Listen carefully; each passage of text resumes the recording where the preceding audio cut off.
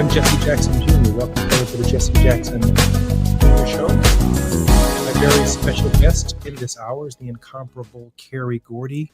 Carrie, welcome forward to our show. I'm so happy to be here.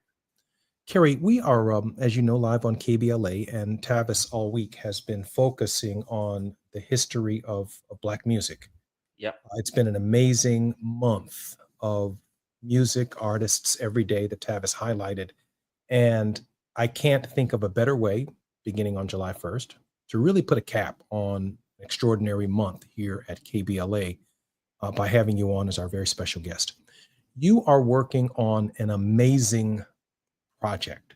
Yeah. A cultural recovery mission, if you will. Share with us why Ed Sullivan. Okay, well, it's really interesting. When Sasha Jenkins came to me, now Sasha's the director, when he came to me and said, KG, I would love for you to help with this Ed Sullivan project. And Margot Special, who is Ed Sullivan's granddaughter, wanted to have me involved, and it was really interesting. We actually went to the same high school, Beverly Hills High, together. But anyway, when they came to me, I was very intrigued because they wanted to do the Ed Sullivan thing, which I thought was great.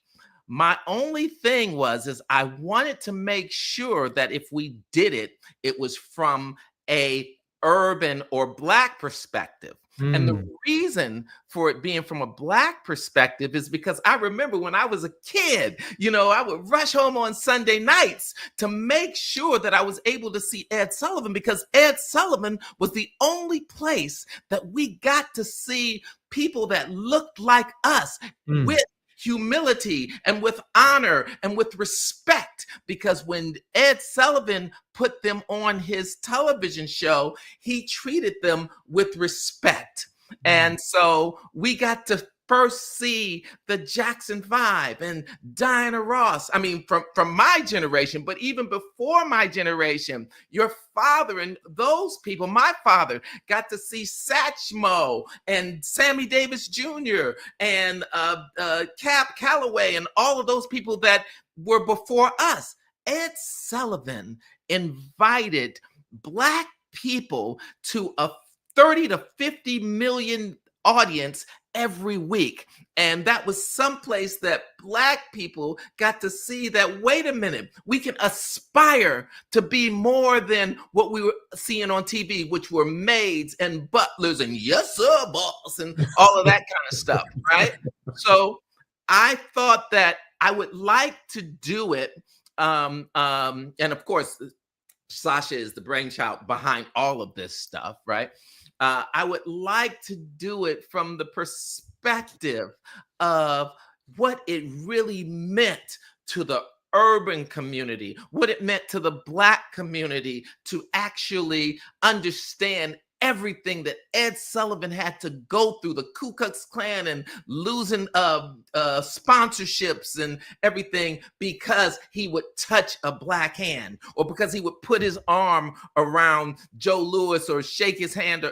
It was unbelievable. And people need to know the story. Our children need to know this story. And the general population in general needs to know this story of the champion that Ed Sullivan was and the angel.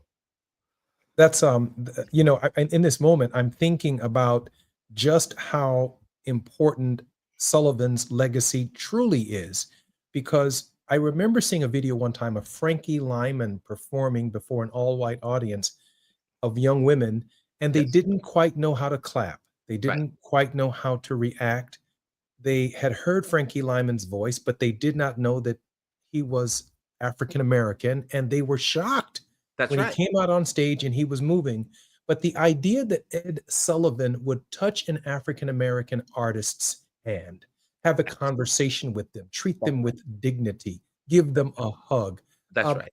build on that for us, because we're not just talking about a documentary that deals with music. We're talking about really the evolution of a culture and a statement that was made in our memories, in our minds, and our understandings also of how we overcame stereotypes.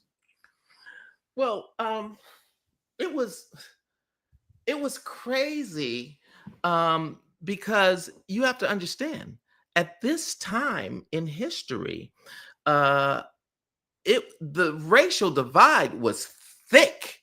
It Mm. was very thick. There were places that Black people didn't go in the United States. Black people couldn't live in certain places in the United States. White people in general didn't even understand that Black people didn't have tails. I mean, it was really, That's right. it was That really bad. incredible, right? And Mhm. everything that they had been fed was to undermine Black people. I mean, even the first movie that was shown in the White House, was about the Black guy raping the white girl and blah blah. Just Birth of a Nation. birth of a nation, right? Mhm. And Mhm. so what happens is it was accepted that we were animals to a large portion of the United States. And when Ed Sullivan picked these people to be on his show against the network's best wishes, against the establishment's best wishes, against corporations' best interests, and actually had them on the show and then treated them like respectable people. And you got to see they weren't this y'all so boss kind of thing.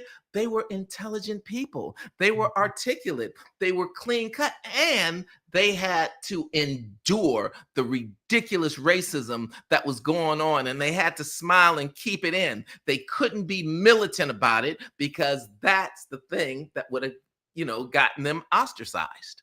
And they were also our first ambassadors. There Oh, are ambassadors to an America that did not see us as human beings. And I keep referring to these ambassadors because ambassadors carry themselves in a certain way. Here's a quote from Margot Special. She says, Sunday's Best tells the story of a shared moment in American television when one of the unlikely hosts created space for groundbreaking performances that meant radically different things to different people. For Black audiences, it was about being seen. that's For right. white audiences, it was about seeing a new way. The film captures the complexity, that tension, and that cultural shift that unfolded one Sunday night at a time. My That's grandmother, my great grandmother, rushed home to see the Ed Sullivan show. That's amazing. That's And amazing. Kerry Gordy's bringing it to us, along with an amazing group of people who are behind bringing forward and resurrecting, if you will, the life of Ed Sullivan and just how important and critical it was to the civil rights movement, the human rights movement in the United States. It was so critical and it was so important. And without Ed, I don't know if we would have ever broken that barrier.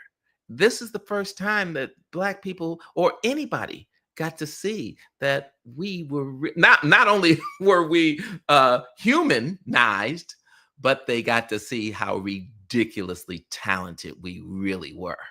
And how ridiculous they looked, treating us like we weren't human beings and capable of sharing our cultural expressions with the world. Yep. And Yep. so much of it came from this dynamic. And Dr. King, my dad, Ralph Abernathy, so many other people get credit for the civil rights movement.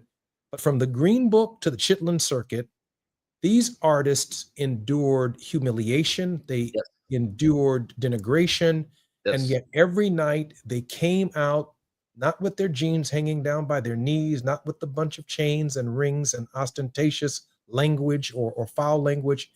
They come out with the most pure sound. A Nat King Cole, That's right. Johnny Mathis, That's right. the Four Tops, That's right. the Temptations, Mhm. Diana Ross and the Supremes, That's right. Sammy Davis Jr. They come out with Duke Ellington, That's right. Satchmo Armstrong. That's They right. come out as ambassadors of our race, and they are projecting themselves, carrying themselves in a way that says, "We are here. We are Americans, and we are here to stay." I don't know if you saw the movie Sinners, Carrie. No, I did not. Carrie, there's an amazing scene, the juke joint, where our cultural expression all comes together. And I'll save Uh-huh. that for another show that we do. But our cultural expression comes together not only in the present at that moment of the movie, but it also comes, it brings and draws in the cultural expressions from around the world, which is nothing short of amazing. Carrie, share with us some of the other projects you're working on. Oh my gosh. I am let's call it the Robin Hood of the music side of the entertainment business. What I do is I terminate contracts and grants that people assigned away their rights early in their careers before they had the leverage to make the best deals for themselves. So I Mm, either get them paid commensurate to somewhat of what they deserve, or I get their copyrights back, where mm, now they have the ability to make a reasonable deal for themselves, as opposed to those onerous contracts that they got into when they originally signed. So I've done some great deals for Norman Whitfield and Valerie Simpson and Smokey Robinson, and even white artists like Todd Rundgren and Juice Newton. We're doing something with Helen Reddy right now. So it's something that I believe in. It's a calling, because I think that artists need to be respected for who they are. I actually at one point I managed Rick James, mm, right? mm, mm, mm, And at another point I actually ran Paisley Park, which was Prince's company. mm. So we kind of we were kind of the harbinger of artist advocacy as it related to what artists deserve. And if you recall, Prince went through this whole thing where he felt like he was a slave because he couldn't put out music when he wanted to put out music. He wanted to put out music when he finished it, and the company would say, wait a minute, it's not going to be an event if you keep putting out music all the time. He said, listen, I wrote it, I finished it, I want it out. Right. Mm, And so mm, when they wouldn't let him put it out, that's when he went through this whole slave thing and just said, you know what, man, I'm changing my name. I'm doing this, and I'm not Prince any longer. I'm, the symbol, right? So anyway, I do that with my Kerry Gordy and Associates Inc. company. Carrie, And that's amazing. That's amazing work. But I do have to ask this question. Why do we keep hearing this story? I mean the artist who come out with the bang and they don't own their masters, they don't own their copyrights, and they spend a significant part of their careers when they seemingly are flickering trying to get their stuff back. I mean, at some point in time, it just seems to me that my career or anyone's career has to start with Kerry Gordy, so it's right at the outset. Why do we keep revisiting this history? Well, because it's the way that the music industry was set up in the beginning. Mm, And things keep changing as time goes on. For instance, to this day, can you believe, listen to this, to this day, this is today, okay, to okay. this day, when you hear Michael Jackson singing I Want You Back on the radio, Mm, right? um the writers of that song get paid, but the artist does not today. I mean, we're wait a minute. talking. Wait a minute. I want you back. Ooh, Yeah, ooh, baby, I want that's you right. back. Or ABC, or I'll be Yeah. there. And you're telling me the Jacksons don't get paid for that? Not one penny. Oh wow. Okay. I'm talking about today.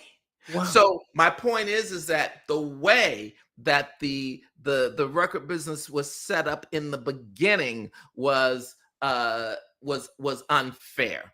And then a lot of laws trickled down from that. It's like when it's very interesting how copyright law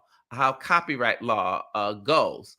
But the point is that when I saw the injustice in it all, I really I had a calling to see who I could help and what I could do to kind of change that to a certain point. And that's what we're doing. And by the way, it's not easy. It's not easy going to Warner Brothers or Sony or Universal and saying, hey, listen, you've had these copyrights for long enough, we want them back. Right. Amazing. That's a godsend for everyone that comes into contact with you. I'm Jesse Jackson Jr. Listening to the Jesse Jackson Jr. Show. When we come forward, more with Kerry Gordy.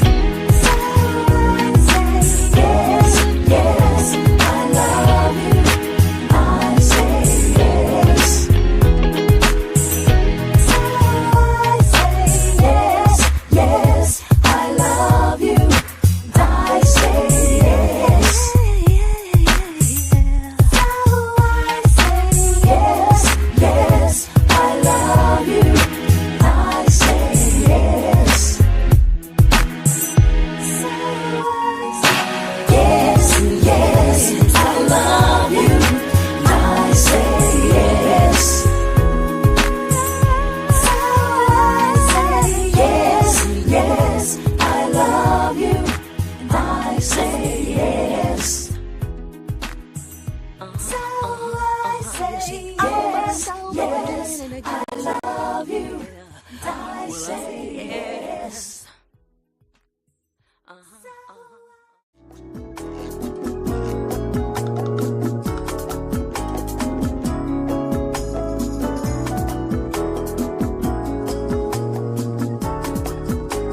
Stop in the middle of my day to lift my voice and give you praise.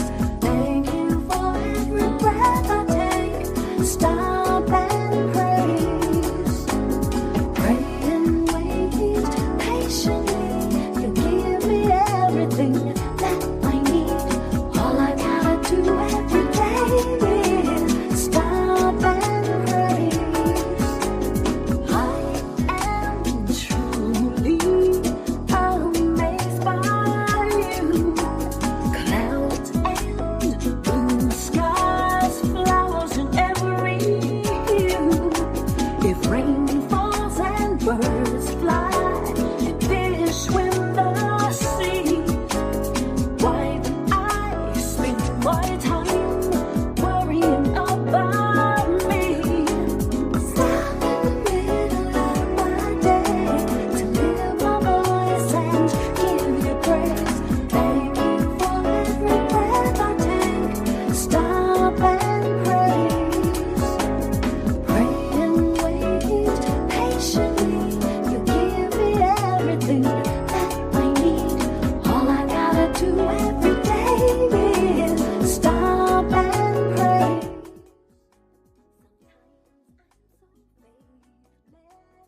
Walking by my side, busy trying to make sure everything goes right.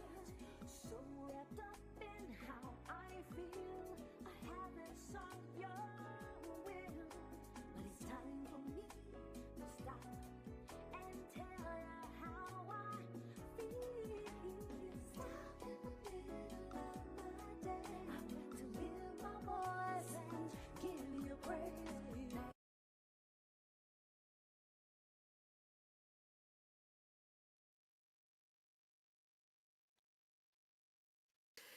I'm Jesse Jackson Jr. Welcome forward to the Jesse Jackson Jr. Show, where my very special guest in this hour has been none other than the incomparable Carrie Gordy. Carrie, welcome forward on the Jesse Jackson Jr. Show. I love being here. Carrie, July 21st, Netflix, Yes. Sunday's Best, a documentary on Ed Sullivan and the divides that he sought to close in his life through his incomparable work. Share with us more.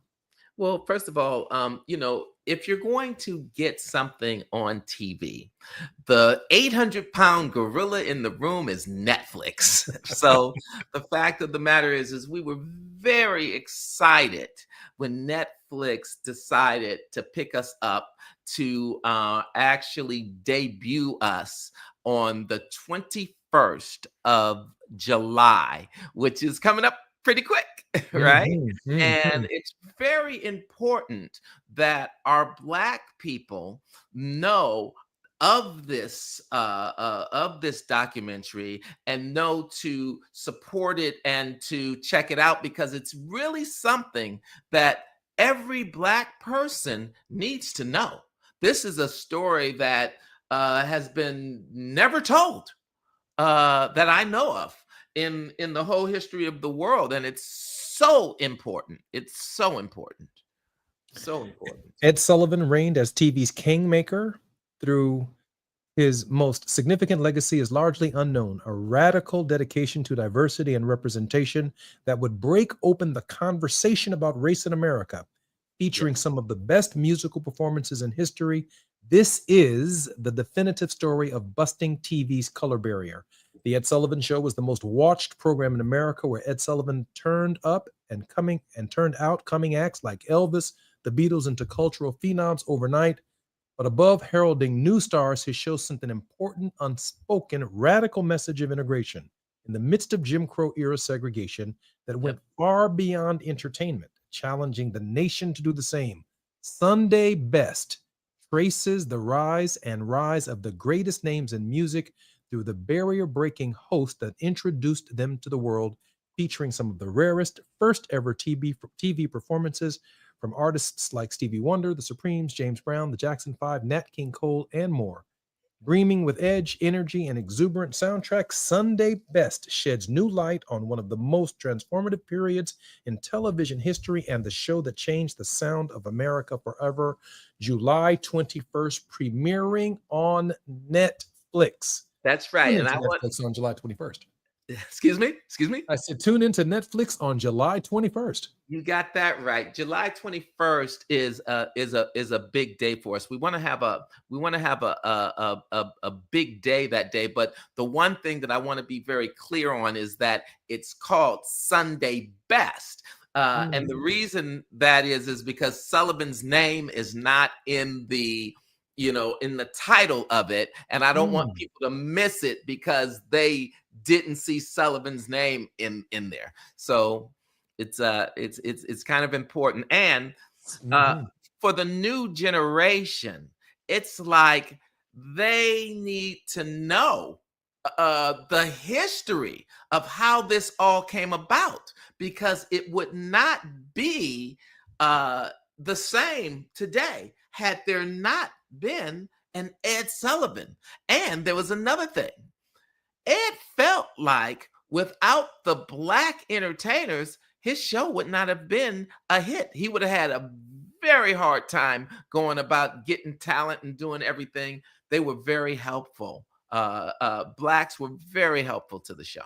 I think also, and I have to confirm this, but I'm pretty sure this to be the case.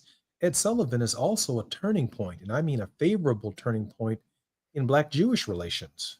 I mean, Ed Sullivan was treating African American artists with dignity, and that really, really mattered. And he happened to be Jewish, I but a think he wonderful was person. Irish. I think he was Irish. I Uh, thought he was. I thought he yeah, was Jewish. yeah. No, he was Irish. He was an Okay. Irish Okay. Well, it immigrant. doesn't matter. It doesn't matter. But I know that there are others who also broke the color barriers, who But may or may not have been of a different racial or theological persuasion. But when I think about, for example, Frank Sinatra insisting that the casinos let artists come in the front door, that's right. and others who were trying to insist that African Americans come in the back door, there are these turning points, these moments where people stood up for us. Well, Ed lived in Harlem, Mm. okay? And he got to see everything that was happening on 125th Street. And he got to see the incredible talent. But here's the thing. He was an Irish immigrant. I believe it was Irish. And the Irish were, when they came to the country, they were looked at as the underdog, and they were looked at as lazy and all of this kind of stuff. And he hated that stereotype. And when he Mm. saw that same stereotype being put on people of color, he did not go for it. Mm. So that was part of his internal feelings and thought processes that made him say, listen, I'm going to treat everybody, whether they're black, whether they're Jewish, whether they're Irish, whether they're immigrant, whether they're Mexican, if they're talented, that is my criteria. Well, definitely a turning point in Black Irish relations. Definitely. Ed Sullivan, Sunday's Best is the name of the show.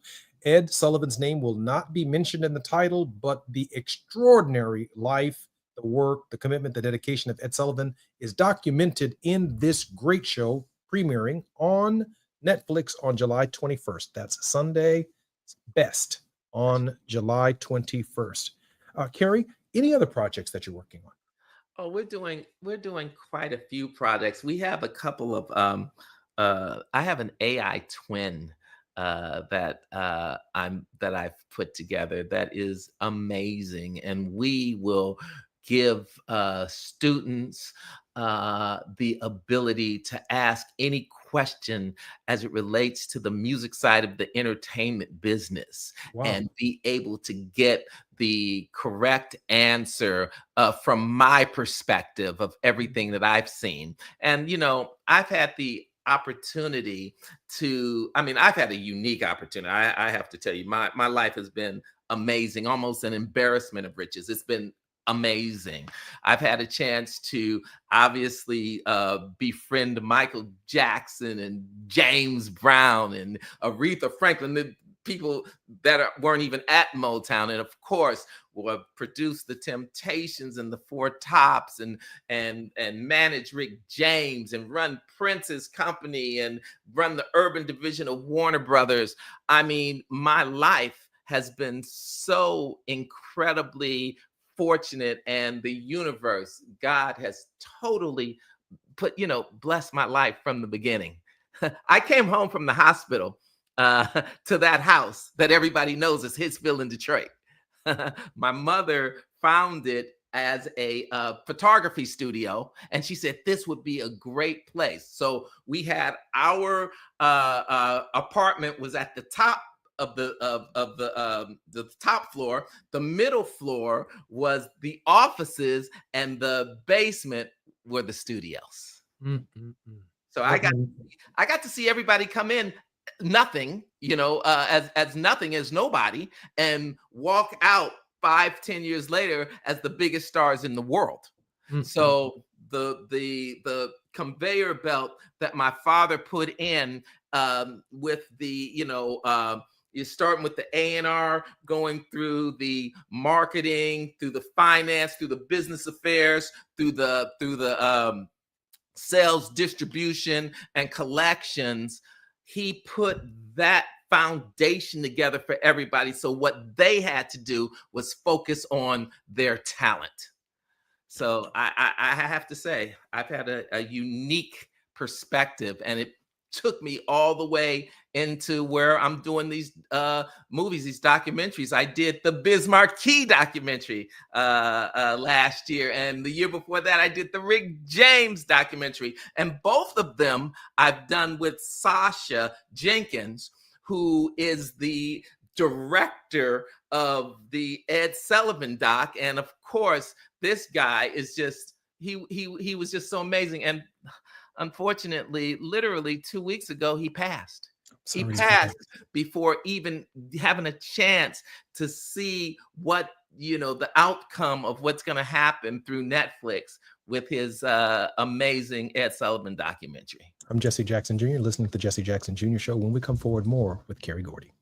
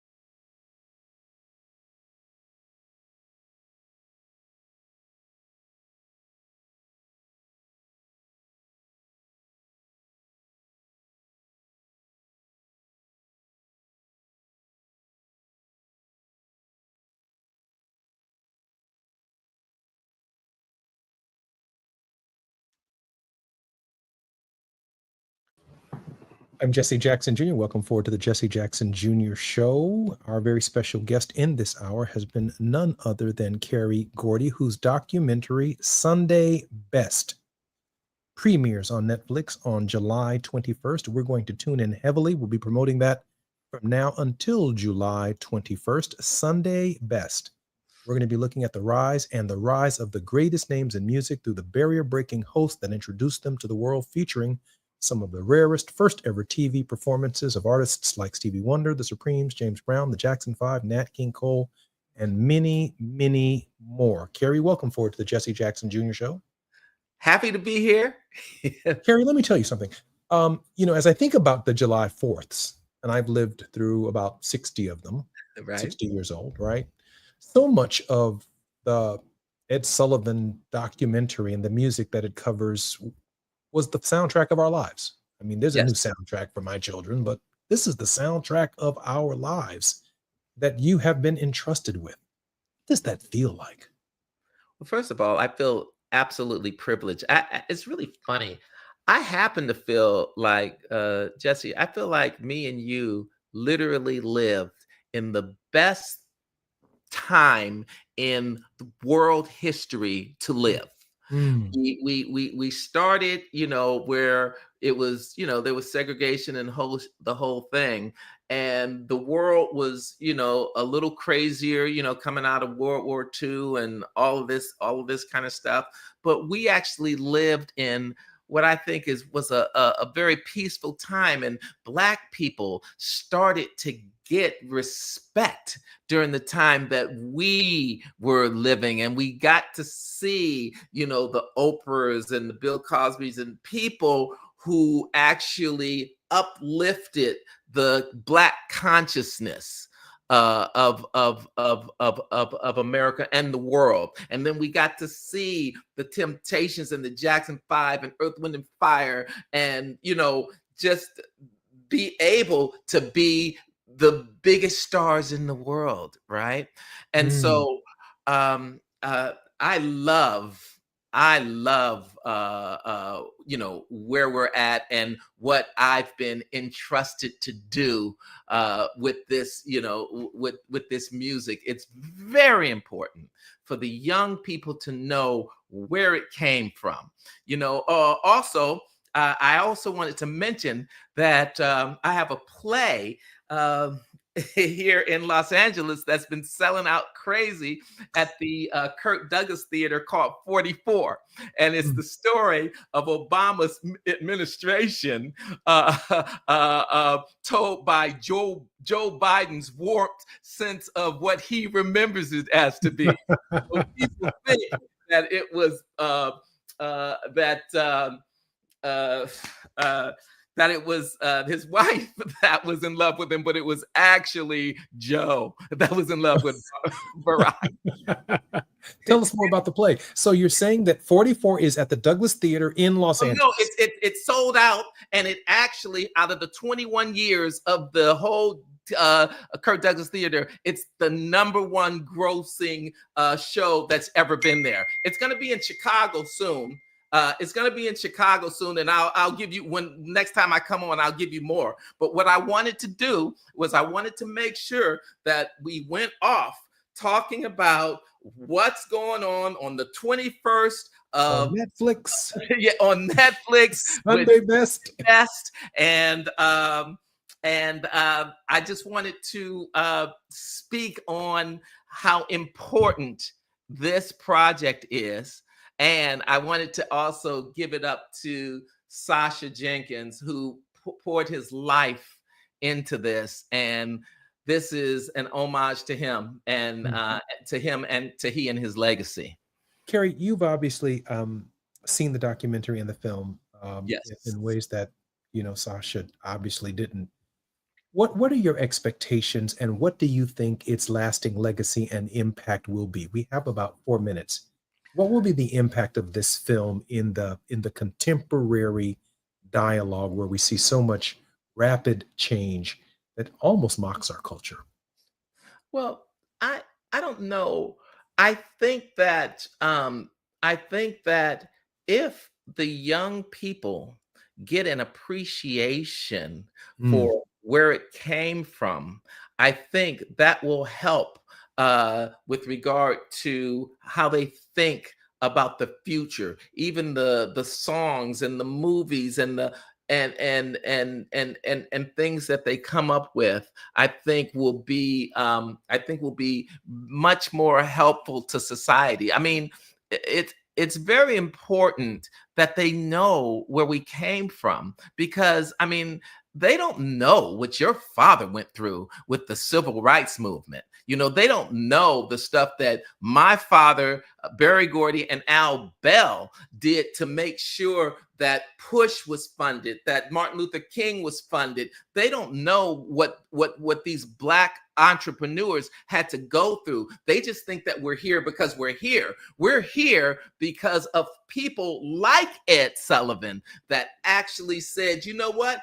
I am going to give these people a chance. And I don't care that sponsors are dropping me. I don't care that the Ku Klux Klan is after me. I don't care that the network is threatening to pull my show. I don't care about that. This is what it needs to be. And I'm sticking with it because it's a principle. And that is what they really need to know. And they need to see the juxtaposition as to how it is today as to how it was 50, 60, 70 years ago, because mm, it was truly different.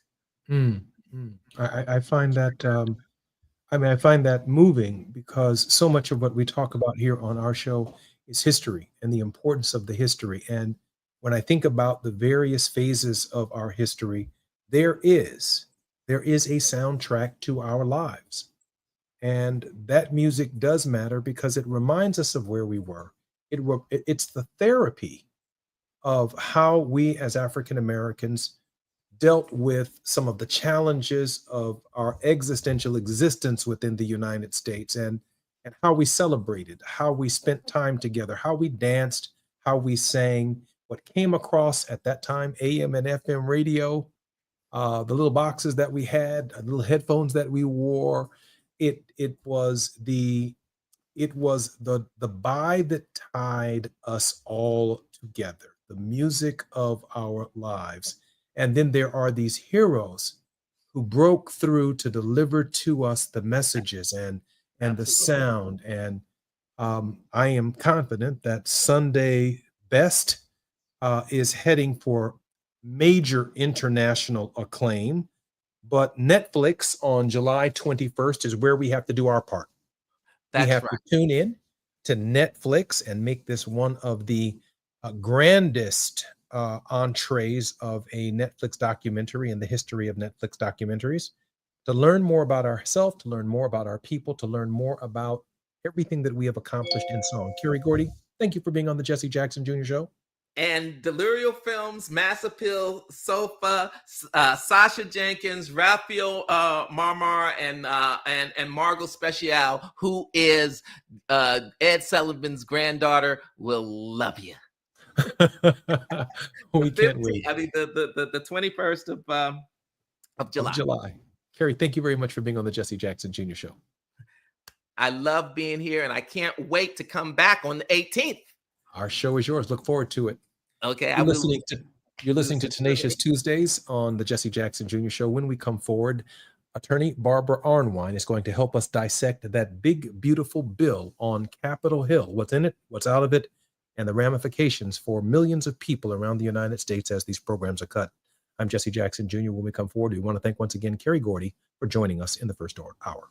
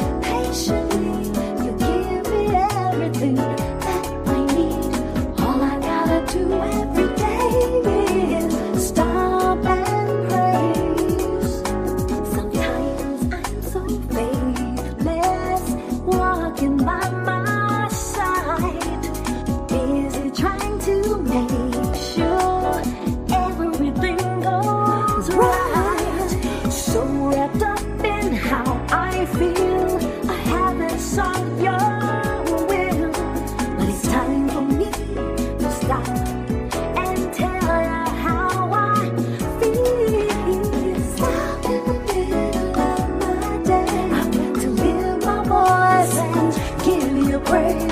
Every breath I take, stop and praise. Pray and wait.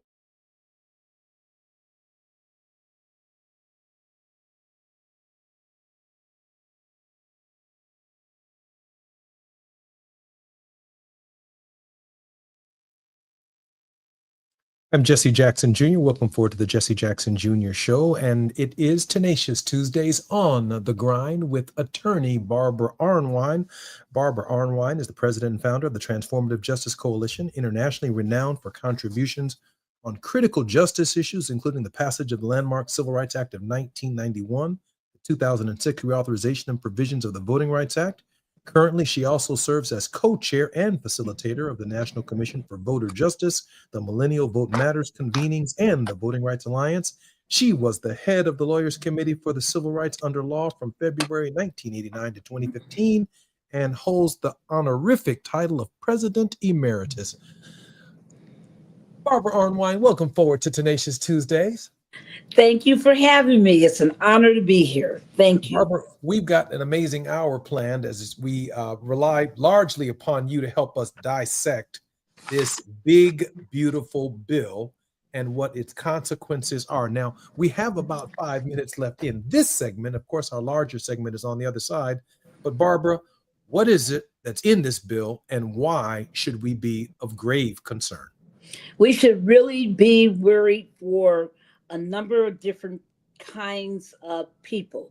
If you are on Medicaid, if you are in a rural community where you have a rural hospital, you should be very concerned. This bill is going to destroy the ability of people to receive medical benefits. And when I say people, I'm talking about as much as possibly 14 million people. Wow. So if you are on Medicaid, you have to be very concerned. This bill is riddled throughout it with work requirements for any kind of public assistance, which is, we know they tried this before, remember, and it failed. There's reasons why people don't work. There's a reason why you can't have 100% employment in this society that has nothing to do with people trying to, quote, cheat the system or anything else.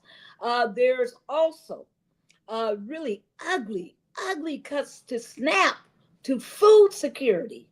So if you're worried about families having the money to buy groceries, to provide for their families, this bill is absolutely atrocious. It is an evil bill that is making these cuts, but at the same time giving trillions of dollars in permanent tax cuts to the rich. Folks, there's something really wrong in the United States. It stinks. I call this the big, ugly, ridiculously anti-people bill. It is absolutely against the interests of the American people. We have about 4 minutes. I want to touch upon this for Medicaid recipients.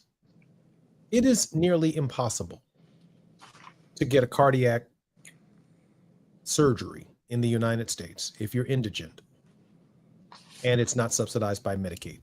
That's right.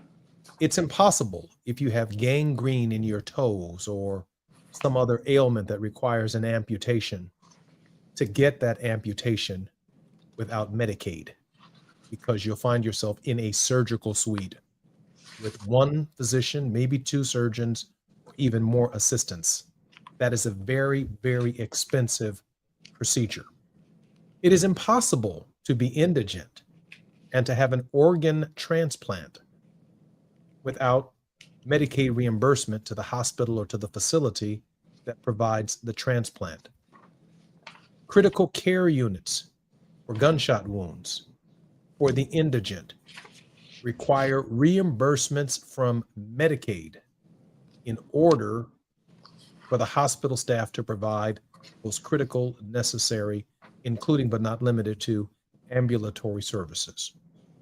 And so when Barbara Arnwine says that this so-called big, beautiful bill It ain't. devastates poor people at the level of their own personal care in the event of an emergency or the natural course of a disease that any person might have or some ailment, that it is so extraordinary we can't even possibly comprehend what these cuts in Medicaid truly mean for 14 million people across our country.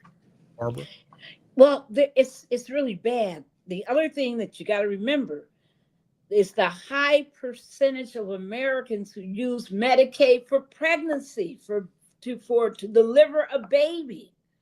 I mean, it is huge. It's not Mm, about 10%, 20%, 30%. It's more than 40% of all birth deliveries are done through Medicaid help.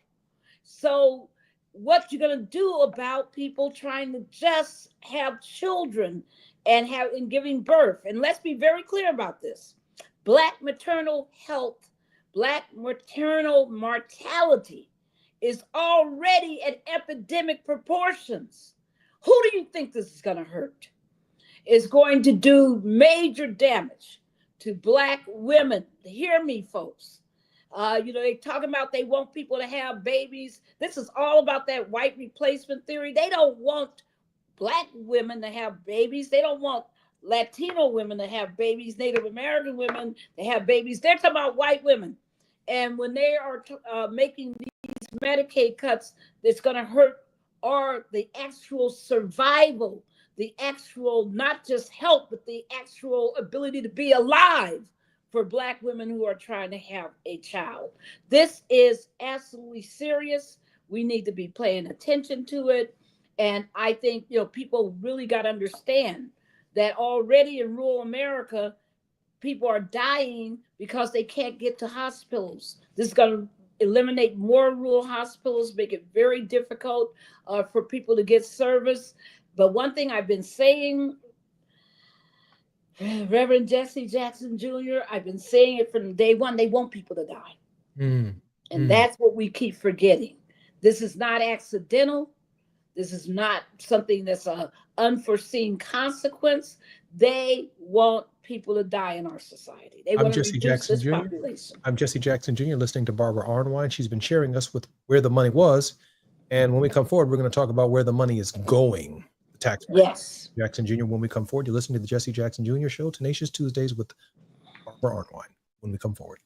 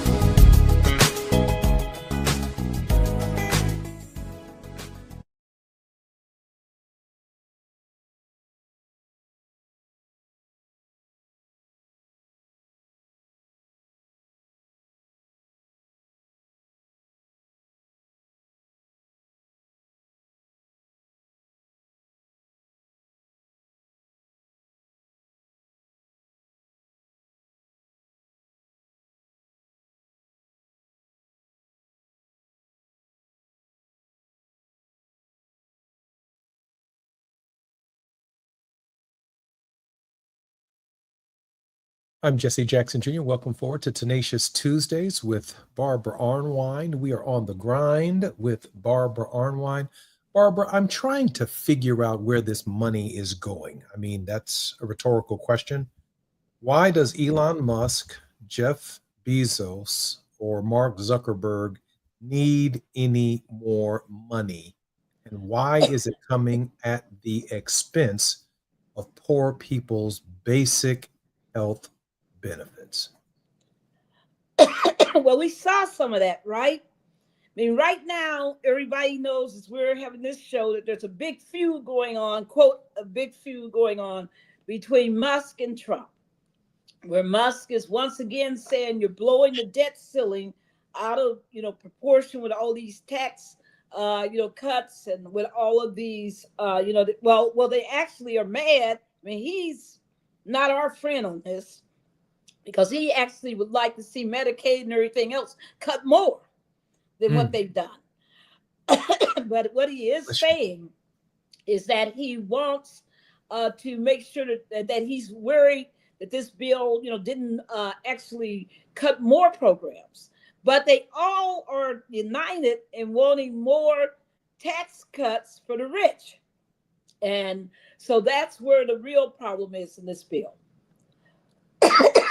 Barbara, let me give you a chance to get a glass of water. I just want to Thank say that while Barbara comes forward for in a moment, um, it should be striking to everyone within the sound of my voice that the government would call a bill that does not include all Americans something big and beautiful.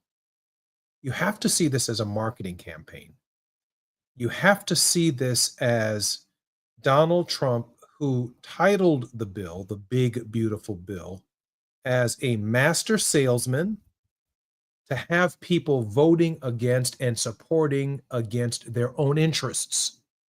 So when you see someone with a MAGA hat on who doesn't realize they've just lost Medicaid, or that their Medicare has been slashed, or that their benefits or the Social Security system that they paid into are profoundly compromised by fewer and fewer people working and paying into the Social Security system. When you think about the advent of artificial intelligence and its impact on replacing people within the workforce, we have to ask ourselves the question whether or not on this July 4th, government of, for, and by the people is perishing from the face of the earth. This is not government of, for, and by an elite few. It is not government of, for, and by billionaires, an elite few. It's not government of, for, and by robots or artificial intelligence, non citizens, non persons, and non human beings. One of the ways in which the United States was able to work its way out of the Great Depression was the Works Progress Administration. The government of the United States found a way to put Americans to work cleaning, rebuilding, strengthening, based upon their education levels, the entire society. They found jobs that needed manual labor, that needed to be accomplished by the American people, so that these men and women could work with dignity and take food home, health care home, some basic level of subsistence home to their families. And basically, we're looking now at the complete reversal of the idea that there is a floor beneath which no American can fall. Barbara, your thoughts on how, against the trends of the last 60 or 70 years of American history, we are looking at a completely new, different direction and the reworking of the federal government itself against the people. Well, one thing that my thank you for that question, because one thing that my co-leader of the Transformative Justice Coalition, Daryl Jones, like to say is that in the 1960s they declared war on poverty. In the 2000 in this 21st century, This Congress is declaring war on poor people. Mm. So it's a total reversal of thought. One point I was going to make earlier before I had, my throat, acting up because, it's pollen, folks. But one thing that I wanted to point out is this obsession with the rich for not only the fact that people can line their pockets, but did you notice when that dispute between Trump and Musk, what was the biggest part of contention of that dispute? Musk saying, I'm going to primary people. I'm going to use my money to unelect people, to elect the people I want. And I'm going to use that money most immediately to oppose a favored candidate of Trump.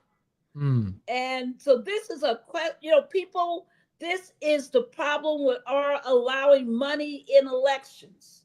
When you have, this dark money, you have all of these billionaires being able to buy politics, be able to buy politicians, buy elected officials. This is the problem with money in government. That's what you're seeing when you watch this feud right now between Musk and Trump. It's over the richest man in the world saying, I'm going to, use my money to stop and anybody who I don't want to be elected, and I'm going to dictate who will be elected. And Trump saying, well, wait a darn minute, you can't oppose my people. And guess what? If you do, what did he say on True Social, folks? Did you guys catch it? What did he say to Musk? He said, if you do, I will take away all of your federal Benefits. subsidies. That's what he said. He sure did. Folks, it always comes down to team money. Who's on team money? But team money sometimes can disagree as to who should be the beneficiary of the money. And right now, Musk is pissed off because he doesn't like the fact that this bill didn't hurt people enough. It's not like he's trying to save people and be a champion of the average man. He's mad because they didn't cut enough. And so what he's doing is saying, I'm going to punish all these people who voted in a way that I don't like. And Trump saying, no, this is my bill. What you mean? This is what I wanted. How dare you oppose my bill? So I think, we got to pay attention to this. Because what's missing in this whole debate, what's missing throughout this entire consideration of this bill is what is in the best interest of the American people. Have you heard that talked about? Not much at all. Barbara, let me ask you this question. Could we be looking at the closing not only of rural healthcare facilities, but also healthcare facilities in Black communities and poor communities, regardless of their color? Hispanic serving communities, poor white clinics in rural communities that service trailer parks and very rural areas. Could we be looking at the closing of these facilities? Absolutely. And there have been there's been a trend line of closure of rural hospitals over the last, decades. People, you got to understand, and I keep saying this, if you haven't read the philosophy of Curtis Yarvin, who is the philosopher and guru for J.D. Vance, Peter Thiel, Elon Musk, and Steve Bannon, if you haven't read his philosophy, he honestly believes that a whole lot of people are genetically inferior and should not be walking this earth. And unlike Steve Bannon, who's a straight up white supremacist, these others are white supremacists, but they also believe that some white people are inferior. And that if you're poor, it's an indication of your inferiority, period, of any race. So people are missing that this bill is actually a reflection of that belief that certain people just don't deserve to be on this earth, that if you got to, pay to make sure that they can eat, if you got to pay to make sure that they can have health care if you got to pay to sustain them after their workable years when they're no longer, quote, beneficial to society because they're too old. Uh, when you understand this theory of these people, the way they think, these tech bros out of Silicon Valley, when you understand it, then you realize what kind of danger we're in. Right now, people think, they just hate the immigrants. Right now, people think, they really do hate those black folks, but we're not going to talk about that. Right now, they think you can sweep all that under the rug. But what people don't understand is that everybody, every race is at jeopardy here. And until we get smart enough to breach that reality, to really understand it and to stop falling for the old okey doke, the historic okey doke of the identity of believing that white identity insulates you from danger and privileges you in any manner, then until we get there, then we can't unite the way we need to stop things like this big, ugly, destructive bill. It is critical. I mean, I just got to say that because people keep telling me, oh, Barbara, people are going to die. Don't they realize people are going to die? I said, yes, they totally know it. And they're committed to it. And that's what people don't want to understand. Uh-oh. That's thunder out there. Is that thunder? Oh, wow. Thunder out there. Thunder had to emphasize that point. That's right. The bill doesn't do very much for the environment right through here either. So no, so the thunder. Let me ask you this question, Barbara. The legislation is also troubling in another area. When you think about women's health, when you think about maternal health, when you think about the context within which they are ramming this down the throat of the American people, there was some hope, however, and I think we saw that hope in the Mamdani victory in New York. Do you sense that there's a now energized coalition at the bottom that is now forming as a result of this legislation that could carry over to some gains in 2026? Yes. I think people are, we're seeing that whole crew of people, and you and I talk to them every day, folks. Everybody on this show, everybody listening to this show has encountered these people who say, I didn't think it was going to hurt me. Right? I thought, and what I always say about in response to that is that you thought it was going to hurt somebody, but not you. Isn't that something? Something? I mean, that's the reality. Come on. Wow. They thought it was going to hurt somebody, but not them. But now that they realize that they're in the bull's eye, when they realize that they're part of the target, all of a sudden, they are now saying, "Oh, I wish I could change my vote." A whole lot of people, 19 million of you, who sat out and didn't vote, because you were registered Dem, but you didn't vote Dem. You didn't vote at all. You also, have to take responsibility for what is happening, because you thought this man wouldn't be so bad, right? You didn't like her. You thought there was issues with her. But you didn't think this man would be so bad. Well, now he's worse than your greatest nightmare. You know what we didn't mention at the top of the show is that this is an important anniversary, everybody. Did you realize what anniversary today is? Is it yours? People. Today is the anniversary of the Supreme Court's immunity decision that gave Trump immunity for any, quote, official acts that happened while in office. So, folks, today is the day that the Supreme Court laid the pathway to autocracy. Today is the day that the Supreme Court laid the pathway to all of this illegal, unconstitutional, bizarre, absolutely unjust behavior that we're seeing from this administration. That's what today is. Just 3 days. What the anniversary is. Just 3 days before the 4th of July, Do you see it? We are looking now at a day of infamy. Barbara, thank you for reminding us. I'm Jesse Jackson Jr. When we come forward, more On the Grind with Barbara Arnwine.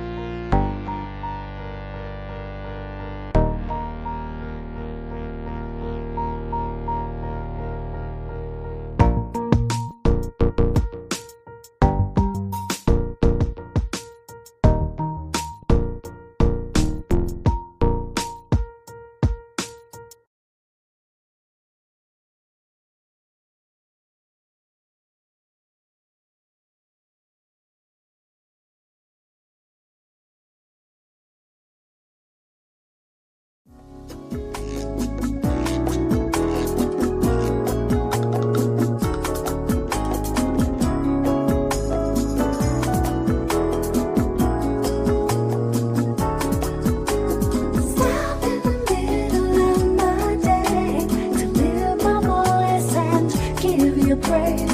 Thank you for every breath I take. Stop and praise.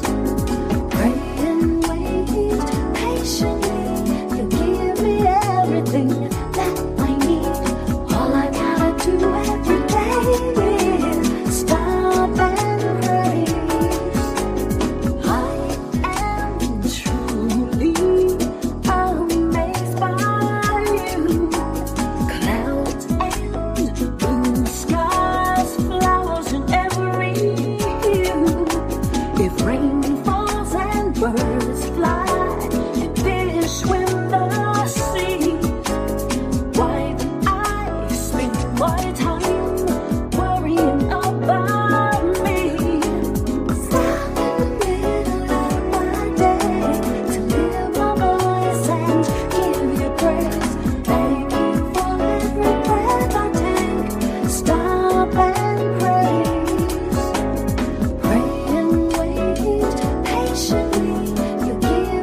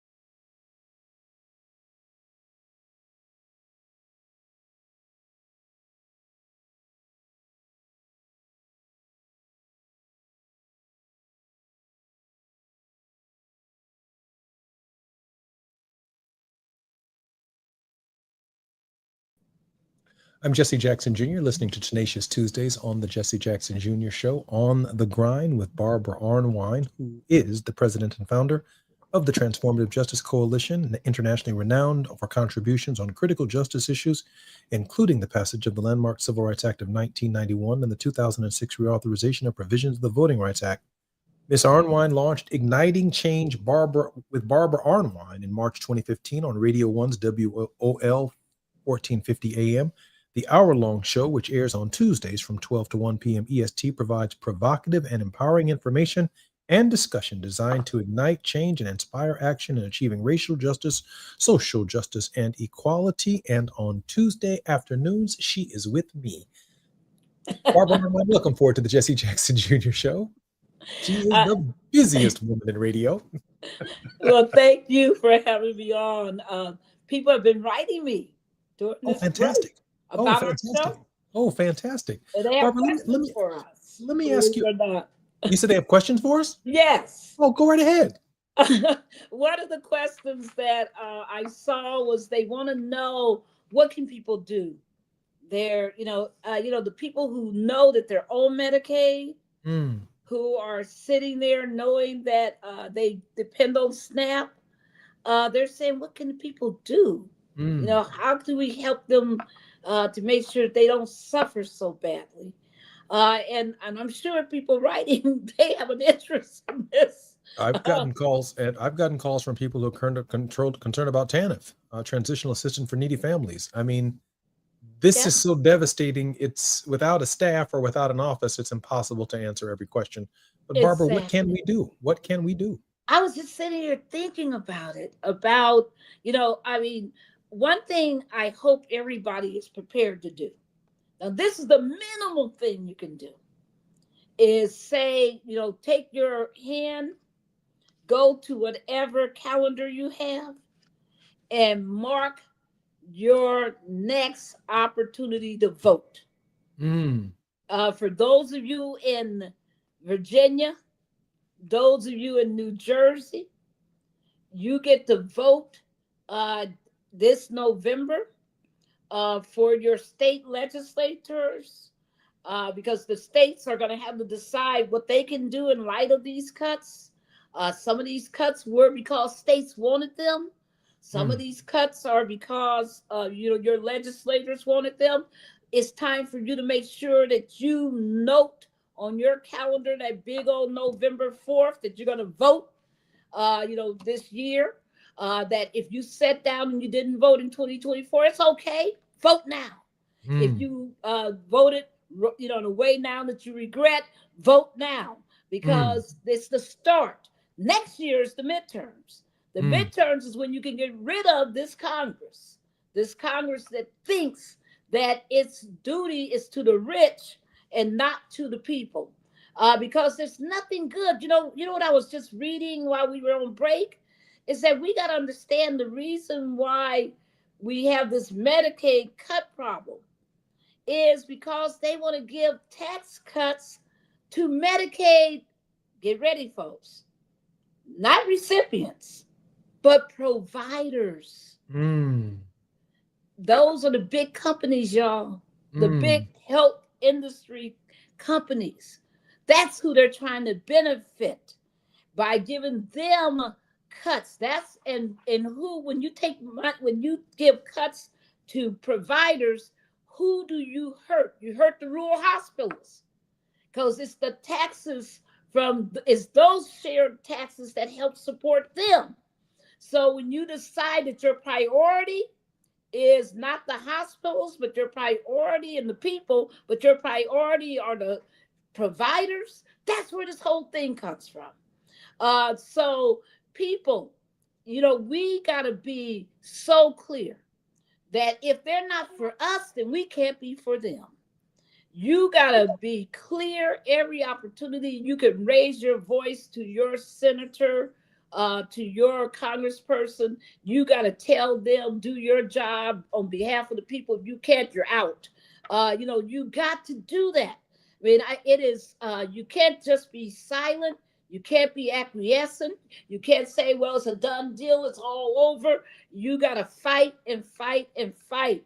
and make sure people know that there are consequences for the way they voted. There were 3 GOP members, folks, who voted against this big, ugly A bill. And what they said, there was one Rand Paul who voted because he can't believe that this debt ceiling, that nobody's paying attention to it, and that they're willing to blow it up. Then you had Senator Tillis of North Carolina and Senator Collins of Maine. Did I get that right? But Senator Collins, who basically said these cuts will hurt my people. That these Medicaid cuts, I can't pretend that they will not do damage and cause people to die. They said that on the floor of the Senate. I'm not just making this stuff up. They said it. And even Lisa Murkowski originally said that she would oppose it for the same reason. Why did she end up voting for it, folks? Why? Why do you think she voted for it? Because she got an exemption for her state. And I was reading her after comments after the vote. She was clear. She said, I had to vote for what I thought was in the best interest of my state, the people in my state, but I hate what it's going to do to the rest of the people. Come on. There's no profile in courage Did from you Lisa hear that? Murkowski for that's awful. Did you hear I mean, that? That she's it's awful. admitting that she knows it's going to hurt other people. Now, maybe a profile in courage for the Republican from Mr. Tillis from Right. North Carolina. North Carolina. But he Yeah. also announced, as a result of his opposition to the bill, that he no longer wanted to be in the United States Senate, that he fears retribution from Donald Trump and the MAGA forces. That's also the case, right? Yes. So Murkowski is that's just not a profile in courage. It's horrible. It's a profile in greed and self-interest. And also, it's just like, one thing people, that we're taught is to be our brother's keepers. And what happens to the concept of citizenry? What happens to the concept of being there for each other? If in fact you're acting like you're in a zero-sum game, and that you got to steal from one to help the other, when that's not what the situation is. The reality is that you could just say no to this bill and stop the pain for everybody. But instead, you're willing to sell the other people in this country out so that you can say to your constituents, well, at least I protected you. Everybody in Alaska, hear me. Don't fall for it. Don't fall for it. Don't allow her and others to get away with this. You got to make yourself heard. What does voting do to make a difference? If you have the right Congress, we got a Senate that's very close. We got a House that's very close. If you have the right Congress, none of this would ever have happened. The president, you can have a Congress that's a one party and a president of another party. But the problem right now is that in the American system, our constitutional system is based on checks and balances. Well, we have lost the balance of the Congress, because the Congress used to better than anybody. It used to hold them accountable, kind of like I have to do right now as we go to this break. I'm Jesse Jackson Jr. We're going to come forward more on the grind with Barbara Arnwine.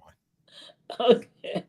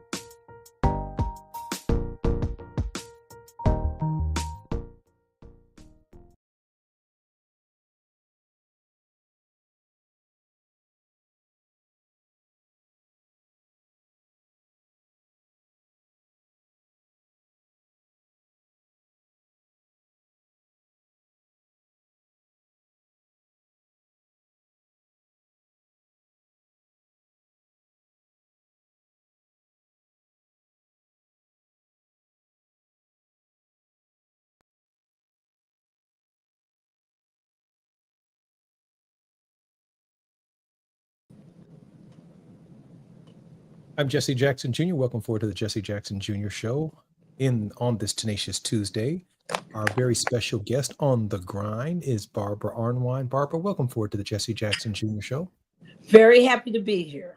Barbara, let me close out this final segment of the show by getting some of your insights on the July 4th occasion.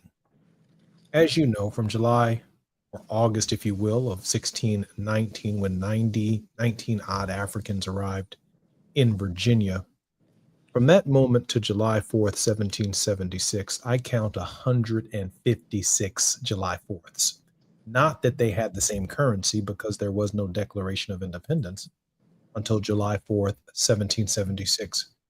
But from that moment forward to the Emancipation Proclamation, I count 87 July 4ths where the nation was not living up to the true meaning of its creed. After all, African Americans were in slavery.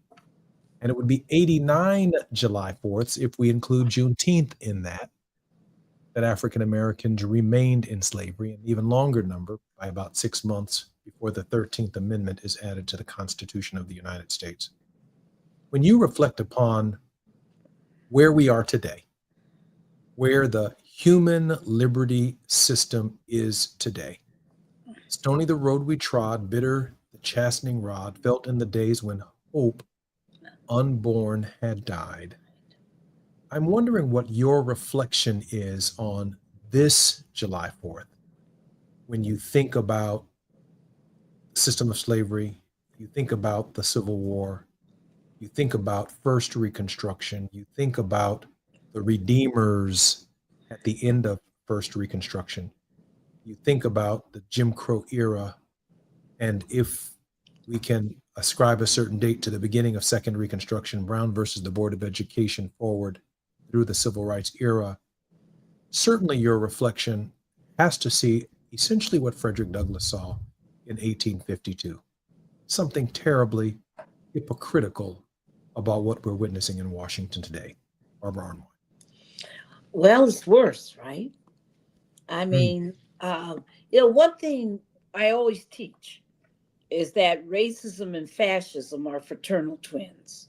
mm, You can't have racism without a fascistic enforcement mechanism. mm, Somebody's liberties have to be curtailed, which means everybody's liberties are ultimately curtailed. mm, You can't have fascism without having an other that is so dangerous, so ugly, so uh, uh, you know, just really denigrated in society, that you feel that the fascism is worthwhile to keep them down, right? mm, We are seeing the U.S. keeps playing around and around on the same game board. We're on the same train track, just playing around and around, because now today, everybody thinks it's immigrants. Somehow immigrants are, causing all these problems. And people don't understand. Your enemy is sitting over there in the Congress. mm, Your enemy is sitting over there in the White House. They are the people who don't want you to succeed. I mean, the fact that you never even hear people talking about the American dream anymore, I keep saying this on the show, is a reflection that they've given up, that mm. they are willing to just take what they can get for me and mine and leave everybody else hurting. That's what this ugly bill does. I think that what we have to say on the 4th of July is that the tenets of our constitutional system, we the people, I always say it's not we the courts, not we the Congress, not we the president. It says we the people, in order to perform, to perfect, Form, to form a more achieve perfect union. a more perfect union. That we the people, Mm, that it is in us. And what I want to see is that on July 4th, I want people to say that we are looking at right now is a perversion mm, of the constitutional principles. That it's a perversion when it serves none of the people. Folks used to say, at least it serves the white people. No, it serves nobody. And that's what we always warned you would happen. Mm. That was my father always told me that this day would come. He always predicted it.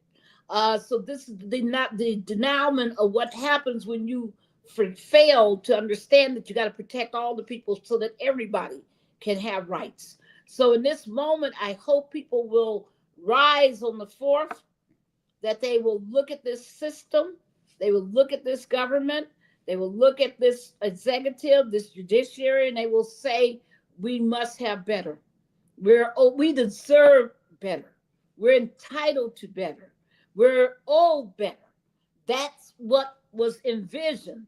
That's why it says, that's why in the Declaration of Independence, it says that if people aren't happy with the government, they can rise up against it. Folks, we have to understand that this is a critical moment. These nutcases are talking about deporting American citizens. The president today said that he has not taken that off the table, that quote might be the next job, to start deporting American citizens. Folks, we are in a dangerous period, and it requires all of us to lift up our voices. I hope I will see you with us in the streets on July 17th as we turn out for the John Lewis Day of Action, which is in part an affirmation, but it's also a protest. And we want people to know that we will never, ever sleep on our rights. We will never, ever give up our constitutional rights, and we're going to fight like hell in these streets to get a better government and to let it be known that we will not live under an autocracy, a fascistic, racist government. Barbara, I don't think it could be said better. And if there's anyone who has their feet, their boots on the ground, got their fan with them. Where's my fan at? It's Barbara Arnwine on The Grind with Barbara Arnwine. Barbara, thank you very, very much for your contribution today. I'm so honored that you spend these Tuesdays with us with all of your tenacity. I just want to close on this note. My father often says that we have to turn to each other and not on each other. Right. Beyond race, beyond sex, beyond class, we should be one. He also used to refer to this kind of syndrome that's taking place in American politics as the Al Jolson syndrome. Al Jolson was a vaudevillian, carnival creature who would come on stage with blackface. Right. And people would laugh at Mr. Jolson as they threw things at him and made fun of Mr. Jolson. But when the show was over, Mr. Jolson had to go backstage and wash off his makeup, and there was a sad white man. And that's what's happening in our politics today. They blamed diversity, equity, inclusion. They blamed immigrants. They blamed Black history. They blamed African Americans. But when this big bad bill becomes part of the law, Al Jolson has to go backstage in the green room and he has to wash his face. And behind it are a lot of white folks on Medicare, Medicaid, transitional assistance for needy families. They're in the SNAP program, agricultural workers who receive welfare stamps and welfare checks. They are all behind the big Al Jolson illusion. I'm Jesse Jackson Jr. You've been listening to the Jesse Jackson Jr. Show on KBLA Talk 1580. Until tomorrow.